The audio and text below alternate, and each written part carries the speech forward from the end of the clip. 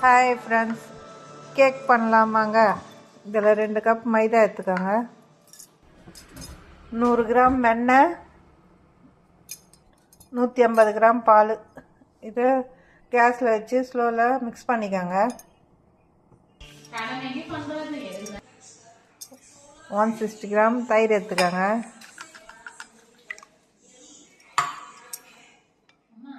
இதில் ஊற்றிக்கோங்க.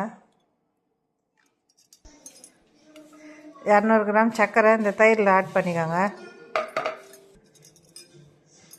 Vanilla essence கொஞ்சோண்டு ஊற்றிக்கோங்க வாசனைக்கு.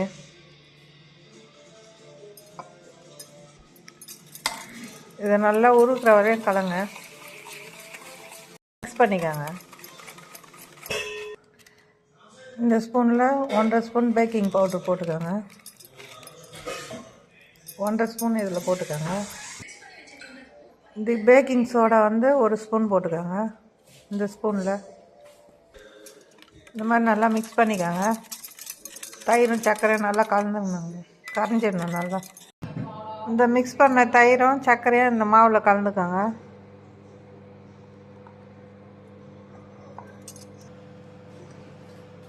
இந்த வெண்ணெயும் பாலும் இதில் ஊற்றிக்கோங்க.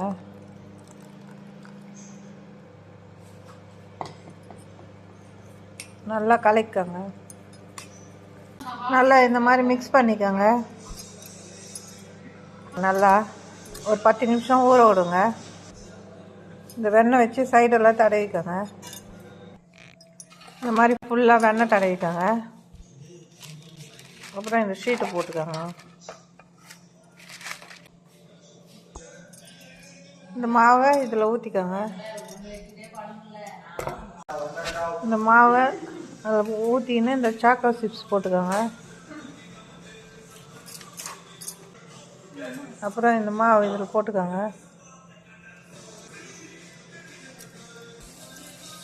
இந்த ஷேப்புக்கு பண்ணி மாதிரி மைக்ரோவனில் வச்சுக்கோங்க. 170 டிகிரியில் ஃப்ரீ ஹீட் பண்ணிக்கோங்க. 170 டிகிரியில் 30 மினிட்ஸு ஹீட் பண்ணுங்கள். இப்போ எடுத்துக்கோங்க. நம்மளோட நல்லா பேக் ஆகிடுச்சுங்க. நம்மளோட கேக்கு ரெடி ஆகிடுச்சுங்க. கேக் கட் பண்ணிக்கோங்க.